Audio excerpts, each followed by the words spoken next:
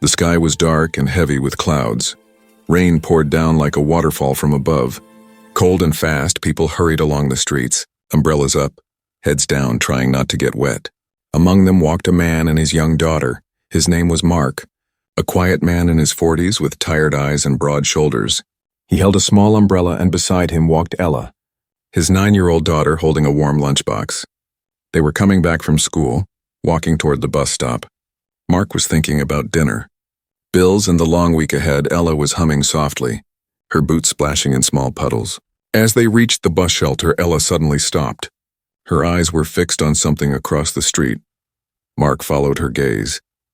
There, sitting near a trash bin, was a small alien girl. She was young, maybe 7 or 8. Her skin was a soft pale blue with purple spots.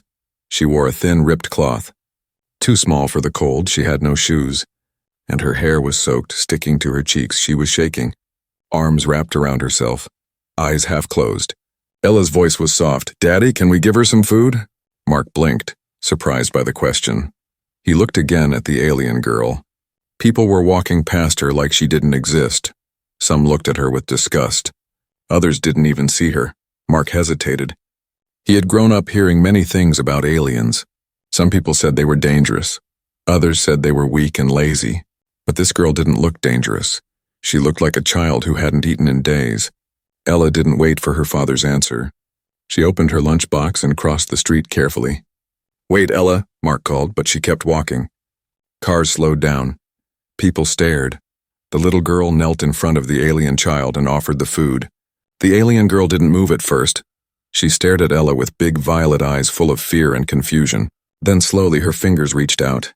Touching the warm sandwich, she took it gently and whispered, "Thank you," in a voice so soft it almost vanished in the rain. Ella smiled and said, "My name is Ella, what's yours?" The alien girl paused, then whispered, "Nira." Mark crossed the street now, holding the umbrella over both girls. He looked down at the scene, his daughter sharing food with a starving alien. He heard a man mutter nearby, "Disgusting." "Feeding those things," a woman said. "That's dangerous. She could be carrying something." Mark turned toward them with sharp eyes. They quickly looked away, pretending they hadn't said anything. He knelt beside Nira and Ella. "Are you alone?" he asked gently. Nira nodded slowly, her eyes still afraid. "Where are your parents?" he asked. "I don't know," she whispered. "They were taken away. I ran." Mark felt something shift inside his chest. He remembered something, a memory he had buried long ago. Another child. Another time it hit him like thunder, but he pushed it down. "We can't leave her here," Ella said, looking up at her dad with pleading eyes. "She's cold and hungry." Mark looked around, unsure he wasn't a hero, just a man trying to survive. But how could he walk away now? He removed his jacket and gently wrapped it around Nira's shoulders. She flinched at first, then slowly relaxed. Mark stood up and said, "Let's get you something warm to eat." Ella smiled wide. Holding Nira's hand, they began walking down the street together. Rain still poured from the sky, but something felt warmer now. 3 figures walking in the storm, 2 humans and 1 alien child. People still stared, still whispered, but Mark didn't care anymore. They found a small cafe nearby, warm and quiet. The owner gave them odd looks but said nothing. Mark ordered soup and bread. They sat at a table in the corner. Steam rising from their bowls, Nira ate slowly, carefully. As if unsure if it was real, Ella chatted with her. Telling jokes and stories, Mark watched them both, his heart heavier and lighter at the same time. But just as he started to relax, he noticed something.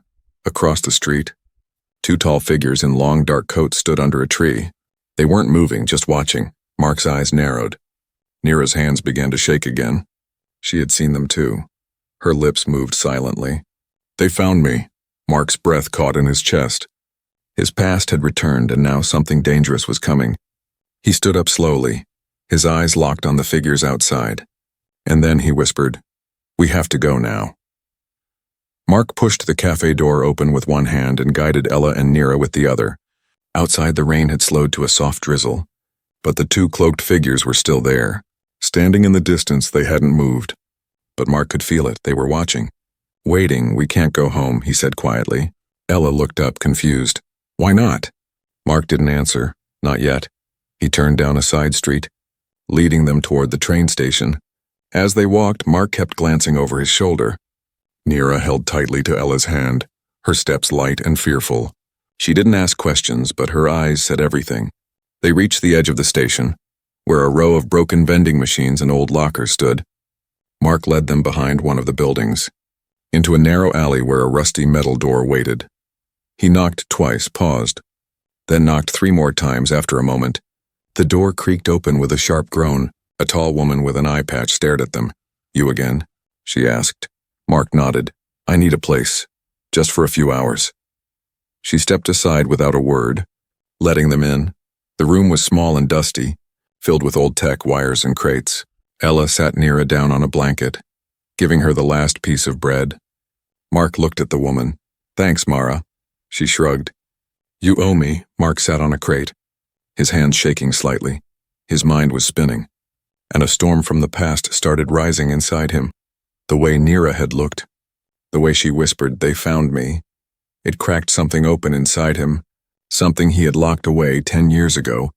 Mark had worked security at a private research facility. He was younger then, hungry for money and blind to the truth. They told him it was a protection zone, where alien refugees were kept safe after the war. He believed them, but one day a door had opened where it shouldn't have. He had seen things, rooms with metal walls, children crying in cages, machines buzzing near alien skin. He remembered one girl, small like Nira, begging in a soft voice, "Please, don't let them hurt me." He didn't help her. He had turned away. Mark buried his face in his hands. He couldn't run from it now. He looked up and saw Ella watching him. He forced a smile. Everything's going to be okay, but even he didn't believe it. Mara came back with a towel and dry clothes for Nira. As Nira changed quietly behind a curtain, Ella whispered, "Daddy, who were those men?" Mark hesitated, then said, "They work for someone bad. Someone I used to work for too." Ella's eyes widened. "You worked with bad people?" Mark nodded slowly. "I didn't know how bad it really was." Nira came out, now in dry clothes too big for her. She looked cleaner but still scared. Mark crouched down beside her. "I used to work in a place like the one you escaped from," he said gently. Nira's eyes filled with fear. She backed away. "Are you going to take me back?" Mark shook his head quickly. "No, never.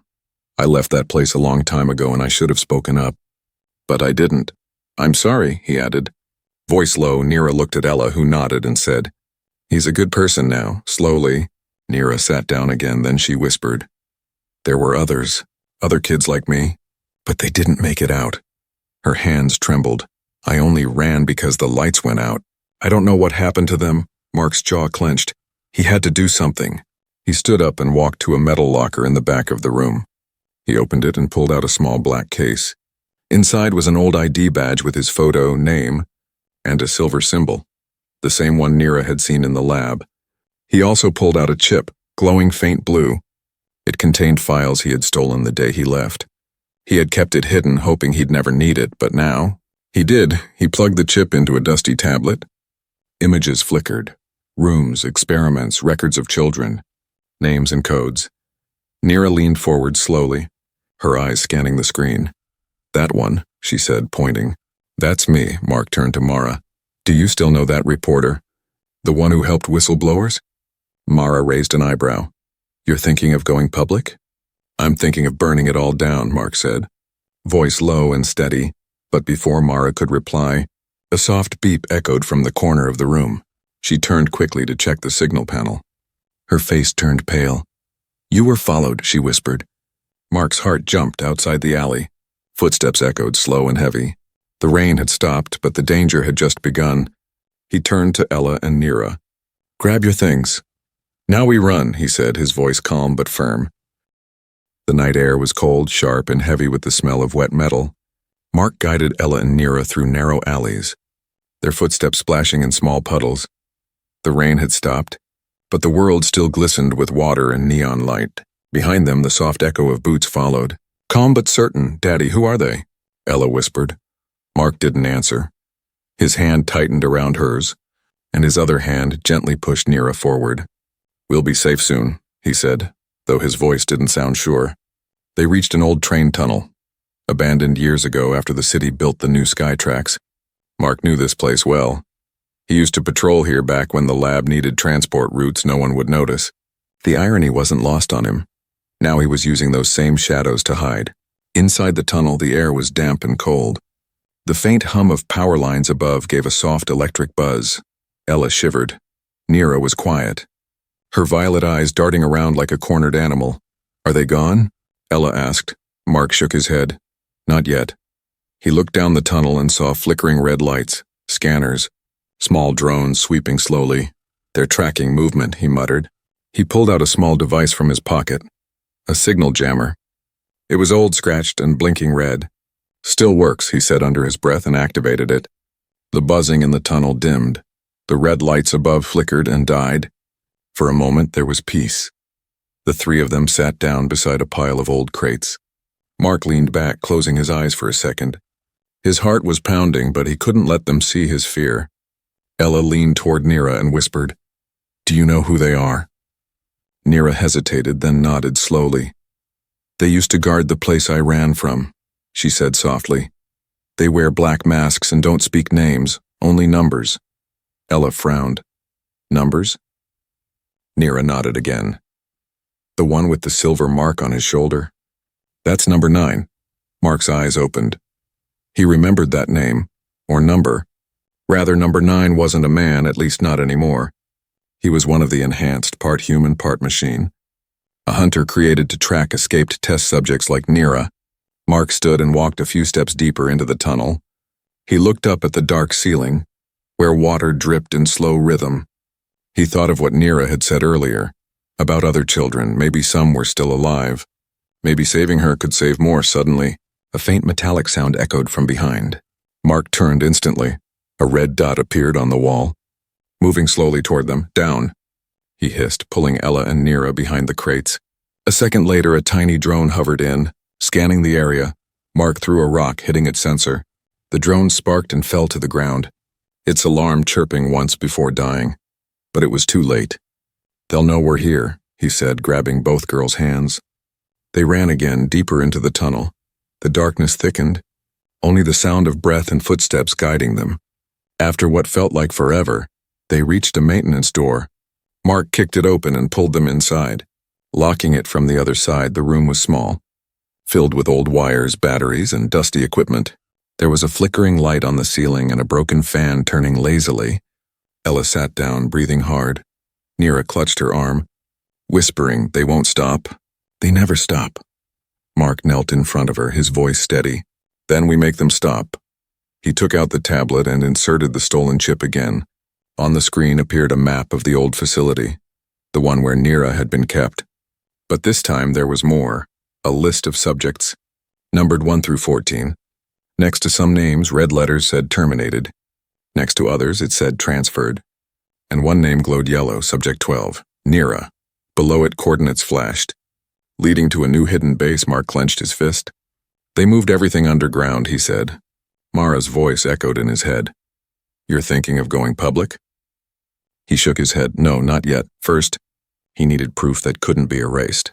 Nira looked up, eyes wide with fear. "You can't go there. They'll kill you." Mark smiled weakly. "Maybe. But I used to guard that place, remember?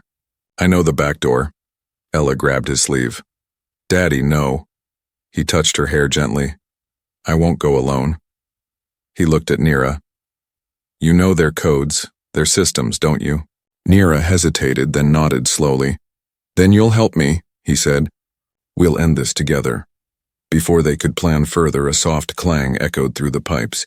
Then another, louder, closer. Mark's eyes widened. "They've breached the tunnel." He turned off the light and whispered, "Stay quiet." Through a crack in the wall, a beam of white light swept across the tunnel floor. Voices followed, cold, metallic, without emotion. "Thermal scan active, 3 heat signatures detected." Mark cursed under his breath. He took out a flare from his bag and threw it down another corridor. It burst into bright red light, tricking the sensors. The footsteps shifted, moving toward the wrong direction. For a few seconds, silence returned. Mark exhaled slowly. "That'll buy us time." But before he could finish, a hand broke through the thin metal wall, grabbing his jacket. A voice spoke through the crack, deep and inhuman. "Subject located," Nira screamed. Ella covered her ears. Mark pulled free and slammed a heavy pipe into the hand, breaking it off. He shouted, "Run!" They burst out through another door, climbing old metal stairs that led up toward a street grate. Nira climbed first, then Ella and Mark last. When they pushed the grate open, the city lights hit their faces again. They were out, but not safe. Mark looked down the dark street ahead. Nira tugged his sleeve. Where do we go now? He looked back once more at the tunnel, where faint red lights still glowed. Then he whispered, "We find answers before they find us." The city didn't sleep. Not really. Even in the early hours of the morning, the lights still flickered, the trains still howled in the sky, and shadows moved behind glass towers. But in a small, forgotten corner of the lower district, 3 souls huddled in silence. Mark had taken Ella and Nira into an old maintenance garage beneath a closed-down metro station. The walls were cracked, the power barely working. But it was safe. For now, he dragged a broken vending machine in front of the door and sat down on a crate. Nira curled up in a blanket beside Ella. Her eyes red from crying. For a long time, no one spoke. Only the hum of old machines filled the air. Mark stared at the floor, lost in his own storm. He had tried to move on from the past, but now it had followed him into the present. And it wore a number instead of a name. Number 9. Mark reached into his backpack and pulled out a small, flat box. He opened it slowly, revealing an old photo. It showed a younger version of himself, smiling, wearing a uniform. Next to him was a woman with kind eyes and a small baby in her arms. Ella peeked at the photo from the side. "Is that Mom?" Mark nodded. "Yeah, back when things were simpler." Ella gently touched the edge of the photo. "I don't remember her much." "She died when you were little," Mark said quietly. "She never liked my job. She told me something wasn't right. But I didn't listen." He looked at Nira, who was awake now, watching him from the shadows. He set the photo down, took a deep breath, and spoke. "I used to guard a place called Sector 9, deep under the city. They said it was a refugee protection center for aliens after the war." Nira sat up slowly, her voice soft. "It wasn't," Mark nodded. "I know that now." He paused, fingers rubbing his temples. There were rooms, cold metal rooms, filled with pain. They tested things on alien kids, your memory, your strength, even how long you could survive without food. Ella gasped, covering her mouth. "Why didn't you stop it?" she whispered. Mark looked her straight in the eyes. "Because I was weak. I needed the money and I was afraid. Afraid of losing everything." He looked at Nira. "But the day I saw a girl crying in one of those cages, something inside me cracked. I snuck into the control room, stole a data chip, and walked out. Never looked back." Nira's voice trembled. "The girl, was she like me?" Mark nodded. "Yes. Her name was Subject 5. She looked like she could have been your sister." Nira lowered her head, tears glistening in her violet eyes. "They called me Subject 12, she whispered. "I don't know my real name. I only remember that when I cried, they turned the lights off." Mark reached into his jacket and pulled out the chip again. He slid it into the old tablet and brought up the files. "This is the list of subjects," he said, showing Nira and Ella the screen. "Some of them are marked terminated, others transferred. But there are 2 still marked as active." He pointed at one name, Subject 13. "And this one might be your sister." Nira's lips parted in a silent breath, her hands tightening around the blanket. Ella whispered, "We have to find her." Mark nodded. "We will, but first we need to find someone who can help get this story out. I know someone," he added. "An old friend, a reporter who owes me a favor." He pulled out a communicator, turned a dial and waited. After a long silence, a voice came through, static and low. "Who is this?" Mark replied, "It's me, Shadow Unit 7. The voice on the other side froze, then said, "Where the hell have you been?"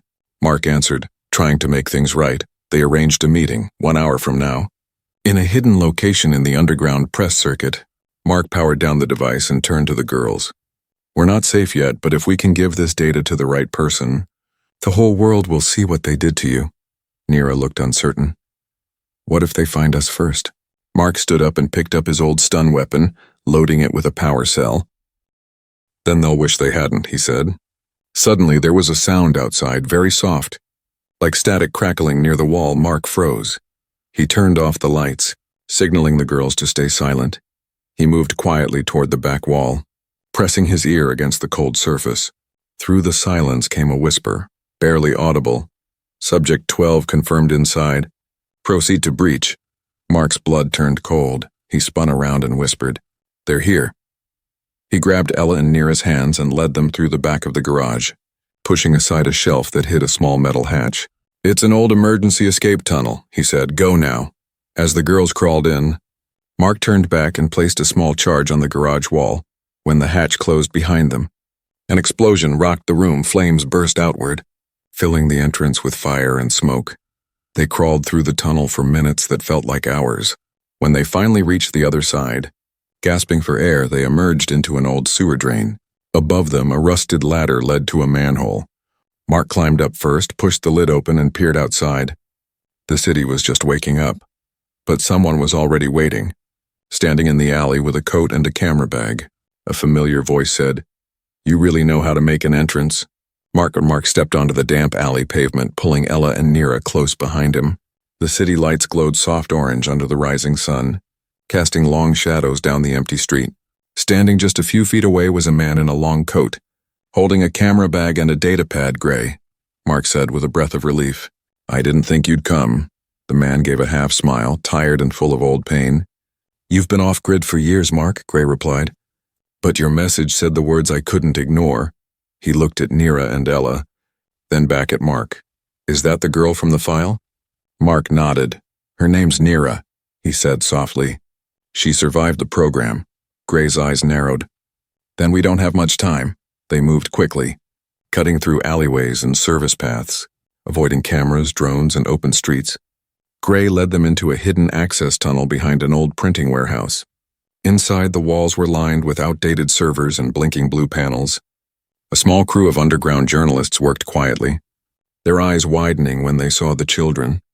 Mark handed the data chip to Gray. "This is everything. Records. Names, subjects, coordinates, the works." Gray plugged it in and began copying the files. The screen filled with lines of data, pictures of children and footage from hidden cameras. Some videos showed experiments, cold, clinical, and cruel. Nira turned away, trembling, and Ella gently wrapped her arms around her. "This will break them," Gray said, voice shaking. "Once we publish this, they'll have nowhere to hide." Mark nodded. But his eyes were fixed on the corner of the room. A monitor blinked red. Motion alert triggered. He stepped over and tapped the screen outside in the street. A drone hovered silently near the building's back door. Behind it, a tall figure in black armor stood still. Mark leaned closer, recognizing the glowing red eyes. "Number 9, he whispered. Gray looked up, alarmed. "How did they find us this fast?" "They've been tracking Nira," Mark said, his voice low. "And they're getting smarter." Before anyone could speak, the back wall exploded. A blast of light and smoke threw everyone off their feet. Mark shielded the girls with his body as dust and metal flew across the room. Alarms blared, lights flickered, and people shouted over each other. Through the smoke, the shape of Number 9 emerged. He wasn't running, he didn't need to. He moved slow, confident, like a hunter who knew his prey was trapped. "Protect the drive," Gray shouted, shoving the data pad into a courier bag and handing it to a young reporter. "Take the south tunnel. Get it to the satellite tower." The reporter ran, disappearing into the maze of tunnels. Number 9 didn't even look at him. His eyes locked onto Nira.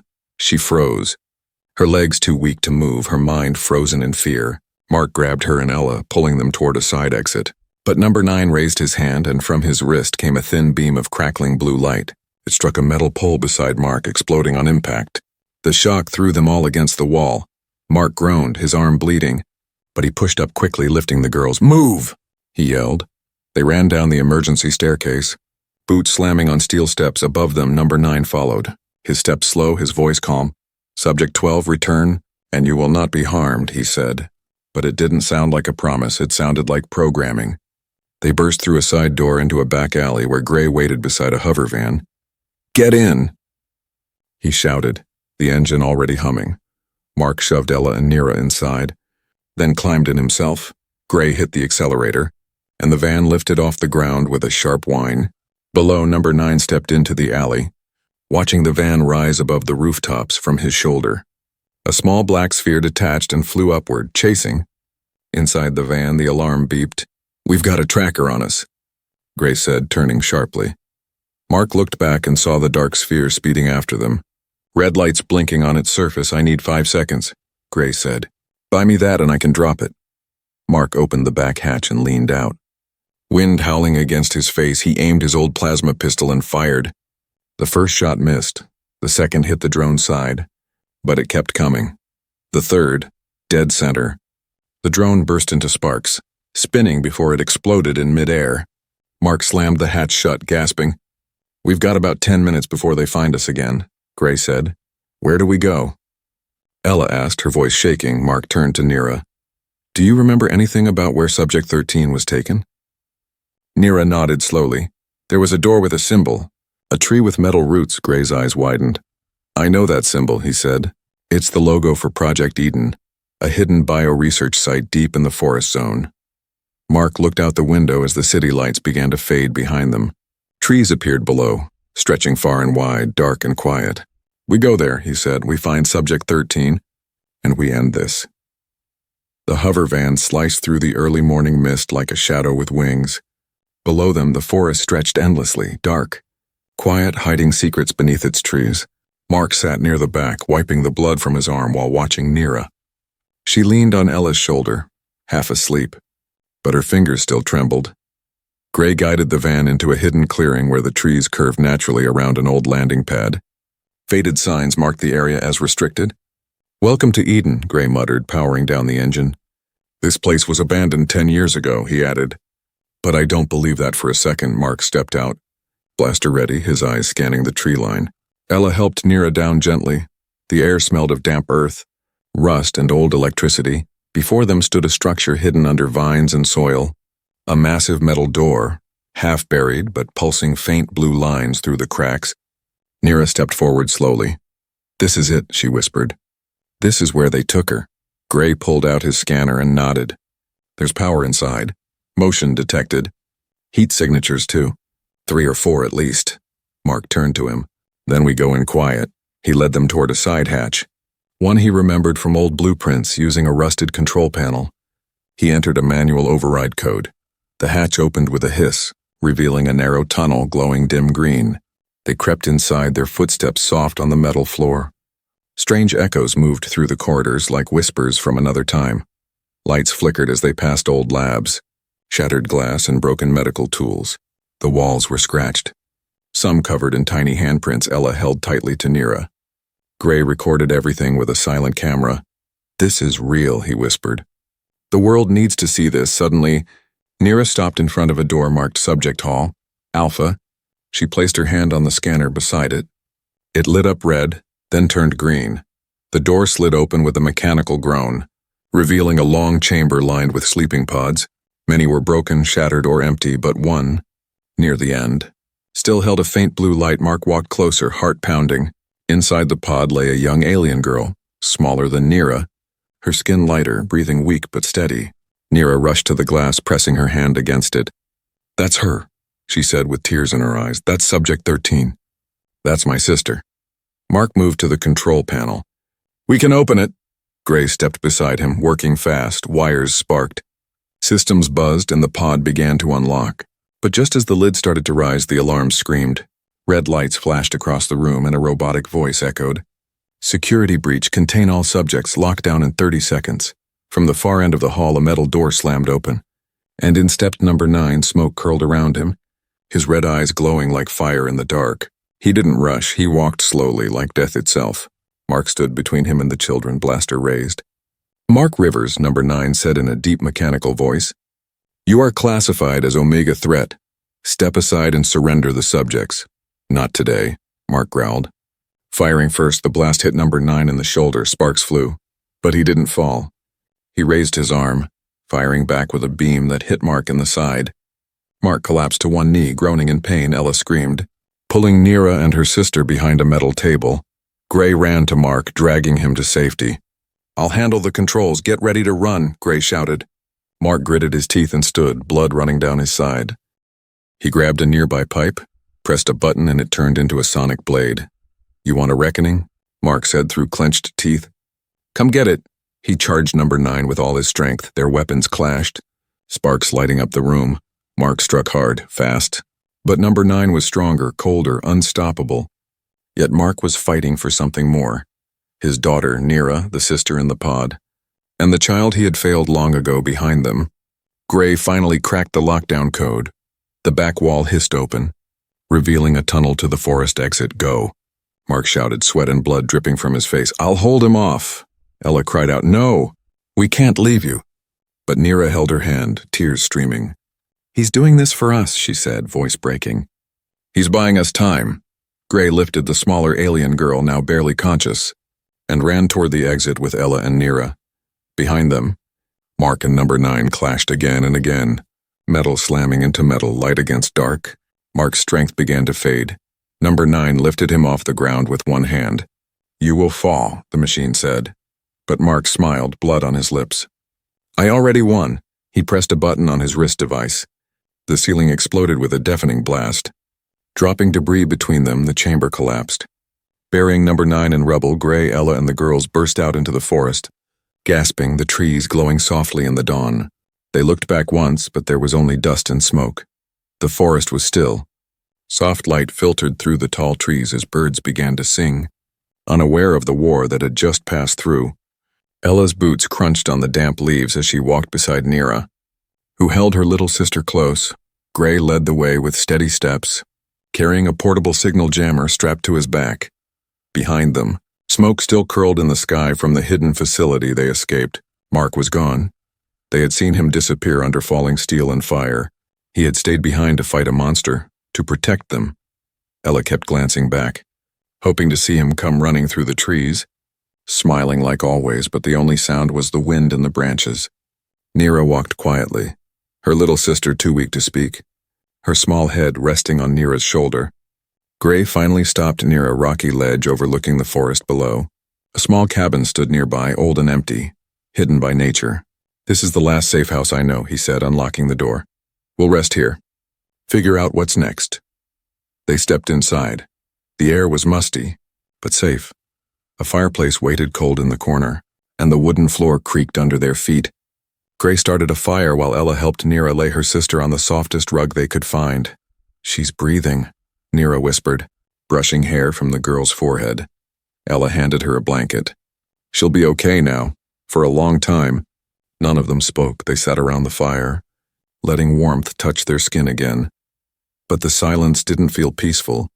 It felt heavy, filled with grief. Finally, Nira looked up, eyes glassy. Why did he do it? She asked, voice quiet. Why did he stay behind? Ella swallowed, tears in her eyes. Because he loved us, she said. Because he wanted us to be free. Gray sat across from them. Watching, he carried guilt for years, he said. But in the end, he didn't run from it. He faced it, and he made it right. Outside, the wind blew gently, rustling the leaves like whispers from another world. The fire crackled softly. The little alien girl stirred, opened her eyes slowly, and whispered, Nira. Nira smiled through her tears and pulled her close. I'm here, she whispered back. You're safe now. Gray opened his bag and took out the small data pad, the same one that held all the files. The footage, the truth. The signal tower is just 2 miles north, he said. Once I upload this, everything changes. Nira looked up. Will it stop them? Gray nodded. It will expose everything. Project Eden, the labs, the names. People will have to act. Ella looked at the screen, seeing images of metal rooms, terrified children, doctors with empty eyes. She shivered. I want to help, she said. Gray raised an eyebrow. You're just a kid. But Ella stood tall. So was she said, pointing at Nira. And no one helped her until now. Gray gave her a soft smile. All right then. The next morning, they began the hike to the signal tower hidden deep within the mountains. They moved carefully, but the forest was quiet.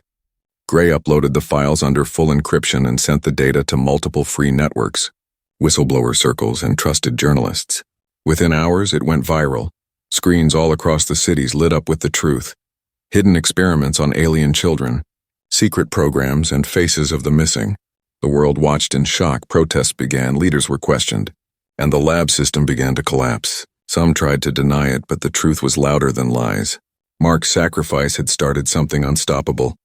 Days later, in a safe town near the mountains, Nira and her sister stood in front of a large shelter for refugee children. The building was new, clean, and painted with bright colors. At the gate stood Ella, holding a welcome sign. Behind her, Gray nodded proudly, his camera ready to capture this moment. Neera's little sister squeezed her hand. "Do we live here now?" she asked, voice hopeful. Neera knelt beside her, smiling. "No," she said. "We live there." She pointed to a small house across the street. A quiet home with flowers on the porch, a garden and a wooden swing. Ella ran over and pulled the door open.